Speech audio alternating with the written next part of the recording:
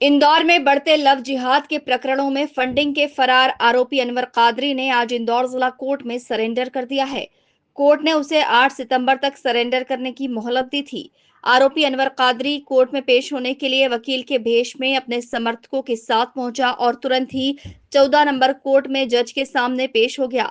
इस दौरान कोर्ट का माहौल गर्मा गया। मौके पर कई संगठन से जुड़े लोग पहुंच गए, जिन्होंने अनवर कादरी के साथ मारपीट भी की। इसी बीच पुलिस अनवर कादरी को कोर्ट से लेकर रवाना हो गई। बताया जा रहा है कि कोर्ट ने 8 दिन के रिमांड पर अनवर कादरी को पुलिस के सुपुर्द किया है।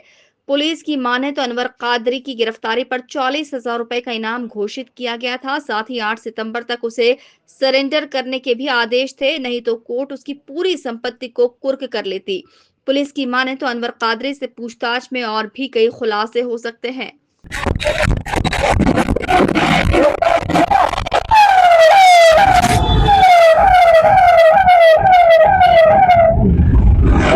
ये इसमें जो जून महीने में दो प्रकरण पंजीबद्ध किए गए थे, दुष्कर्म के मामले थे, जिसमें मुख्य आरोपी दोनों ही पकड़े गए थे थाना बाड़गंगा में। और उसके बाद इन्वेस्टिगेशन के दौरान और मेमो के आधार पर आपराधिक षड्यंत्र का मामला सामने आया, जिसमें कि अनवर कादरी को आरोपी बनाने के आधार मिले, जिस पर से आपराधिक षड्यंत्र के मामले में आरोपी घटना दिनांक से ही फरार था। उसके बाद इसकी गिरफ्तारी के लिए additional CP law and order Amit Singh sir के द्वारा 40,000 का इनाम भी घोषित किया गया था और कोर्ट के माध्यम से बीएनएसएस के तहत उद्घोषणा भी कराई गई थी और कोर्ट के माननीय न्यायालय के द्वारा इसको 8 सितंबर तक सरेंडर होने के लिए कहा गया। अंततः उसकी फिर हमारे द्वारा संपत्ति कुर्क की कार्रवाई कराई जाती माननीय न्यायालय के द्वारा।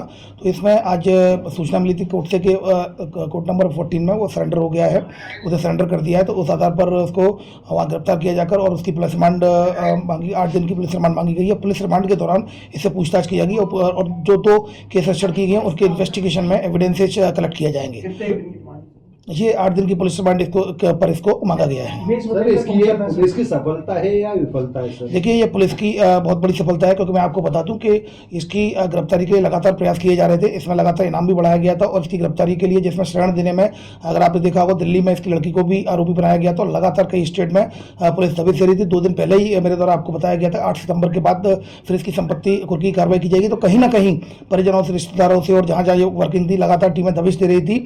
इस वजह से इस दबाव में आकर उसके द्वारा माननीय न्यायालय के समक्ष अपने आप को सरेंडर कर दिया गया है। अब इस अवधि के दौरान लगातार उससे जो पुलिस रिमांड मिला है, उस पुलिस रिमांड के दौरान उससे एविडेंसेज कलेक्ट किए जाएंगे इस इन्वेस्टिगेशन में।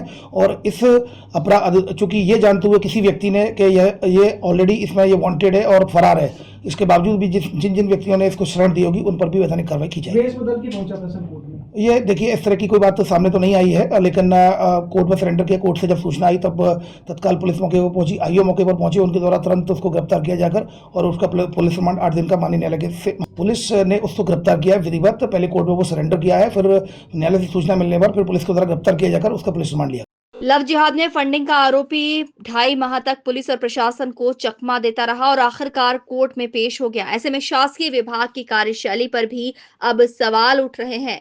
Bureau report, INN news, Indore.